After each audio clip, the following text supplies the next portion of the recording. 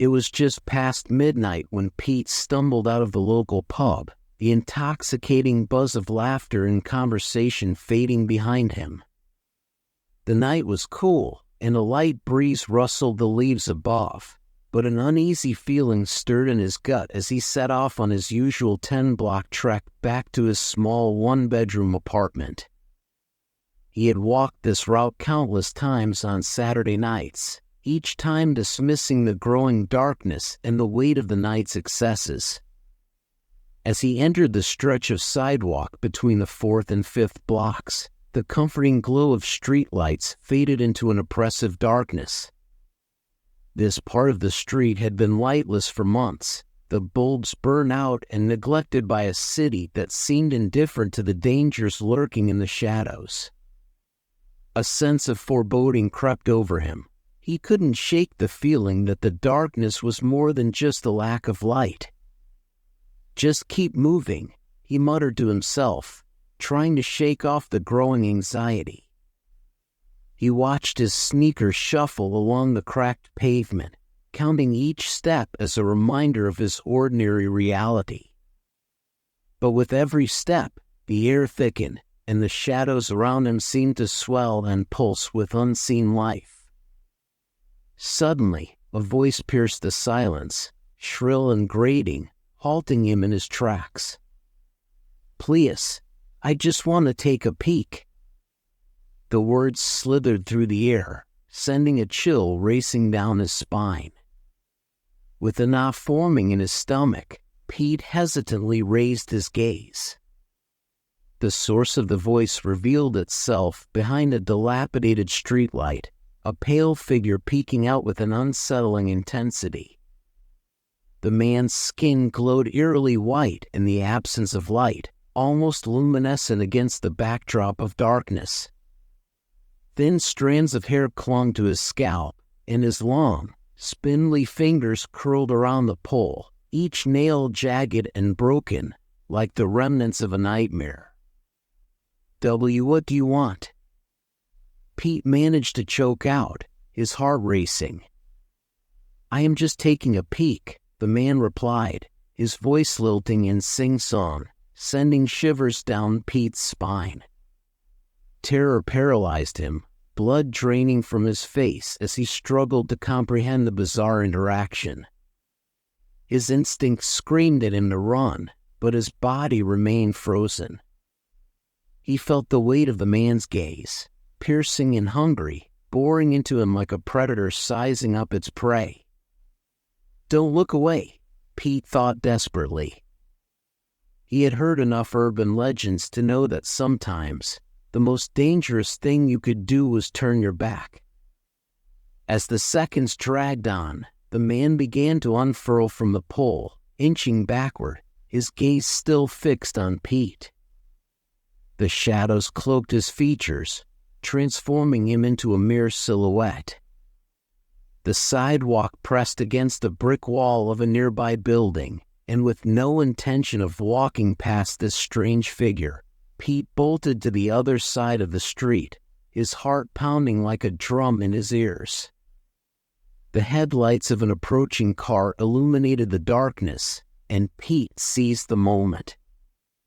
He rushed forward, straining to catch a glimpse of the man who had momentarily vanished behind the streetlight. But as the vehicle rolled past, illuminating the sidewalk for a fleeting moment, the man was gone. How could I have missed him? Panic gripped him as the darkness reclaimed its hold. Then, from behind him, came that infuriatingly high-pitched voice again. "I am just taking a peek." With a surge of adrenaline, Pete broke into a sprint, the sound of his heart pounding drowning out everything else. The thoughts in his mind twisted into chaos, thoughts of escape, of safety, of the strange man who had invaded his reality. He didn't dare look back until he reached the light of the working streetlights on the next block. When he finally did turn, his breath hitched in his throat. In the depths of the darkness, he could see the man's silhouette lurking behind a mail drop box, his pale face peering out with a sinister curiosity. The figure moved back into the shadows, disappearing just as quickly as he had appeared. Enough was enough. Pete ran faster, his legs pumping beneath him as he raced to his apartment complex, desperate for safety. Drenched in sweat and panting heavily, Pete darted up the steps of his apartment building, nearly bursting through the glass-paned door that led to the unmanned lobby. The fluorescent lights flickered erratically above him, casting eerie shadows that danced on the walls. Despite the familiar surroundings, a sense of unease still clung to him. He felt eyes upon him, invisible yet tangible, tracking his every movement. As he approached the elevator, he glanced back over his shoulder, half expecting the pale figure to appear behind him. He pressed the button for the third floor and watched the doors slide open, inviting him into the metallic box. The elevator lurched upward, but just as he pressed the button, he noticed movement out of the corner of his eye. His breath caught in his throat. The pale man's face was now visible through the lobby entrance. Their eyes locked, and for a brief moment, time stood still. The man's small, beady eyes bulged in the flickering light, his thin lips curling into a grotesque smile that revealed rows of jagged, yellow teeth. The elevator doors began to close, but the last thing Pete heard was the man's voice, whispering in that haunting tone, "I am just taking a peek." The elevator dinged as it reached the third floor. Wasting no time, Pete bolted down the hall, his heart racing. He pounded on his neighbors' doors, desperate for assistance. "Anyone, please, help me. Wake up." PLE, but before he could finish, he caught sight of the pale man peeking out from the end of the hallway. The fluorescent lights reflected off his glistening skin, illuminating the horror that stood before him. Pete's mind raced as he stumbled backward, fumbling with the keys in his pocket. Jesus fucking Christ. In a panic, he dropped the keys, their metallic clatter echoing in the stillness. With trembling fingers, he finally found the right key and stabbed it at the doorknob, praying for entry. The hallway lights began to flicker ominously, casting long shadows that seemed to pulse with life. With a final desperate twist, the door swung open just as the pale man lunged forward, mouth agape in a chilling grin. "I am just taking a peek," Pete screamed, closing his eyes as the creature's hands reached for him. But just before they made contact, a loud bang reverberated from the door behind him. "Is everything okay in there?" a voice called out. It was Dale, his neighbor from across the hall. Pete opened his eyes, and the apartment was empty. Shaking, he threw open the door to find Dale standing there, concern etched on his face. "Pete! What's going on? You look like you've seen a ghost." In a panic, Pete collapsed against Dale, tears streaming down his cheeks. "I'm being chased by a pale man. He won't leave me alone." Dale's expression shifted from concern to confusion. "A pale man? What do you mean?" Before Pete could respond, Dale turned to grab his phone from the hallway table. "I need to call the police." "Stay here." As Dale hurried across the room, Pete felt the urge to look out the window. He approached the lone window facing the street, heart pounding in his chest. Through the dim light, he spotted the pale man's face glaring up at him from behind the flickering streetlight, eyes wide and unblinking. "Look! He's right there!" Pete pointed frantically out the window. But by the time Dale reached his side, the pale figure had vanished, slipping back into the cloak of darkness. "Where? I don't see anything," Dale exclaimed, his brow furrowed in disbelief. "I promise he was just there." Panic surged within Pete as he pressed against the glass, desperate for someone else to witness the terror. Just then, he felt a chilling breath against his ear, the voice whispering sweetly, "PTE, I am just taking a peek." Pete whirled around, but the room was empty once more. The laughter that echoed in his mind twisted into something sinister, drowning him in despair. "Dale, we need to leave," Pete shouted, pulling at his friend's arm, but the look of confusion on Dale's face only deepened his dread. "Pete, there's nothing here. You're just scared from the drinks. You need to calm down." But it was too late. The shadows in the apartment thickened, closing in on him. A sense of suffocating dread wrapped around Pete as he stumbled back, feeling trapped within his own home. The lights flickered again, and through the flashes, he caught glimpses of the pale figure dancing just outside his vision. The creature's laughter echoed in the darkness, a twisted melody that echoed in his skull. "No! No!" Pete screamed, his sanity fraying. "He's real! I swear, he's real!" As the walls of his mind began to collapse, a loud crash sounded from the living room. The front door had burst open, and several police officers flooded into the apartment, weapons drawn. "Where's the suspect?" one of the officers barked, scanning the room for any sign of danger.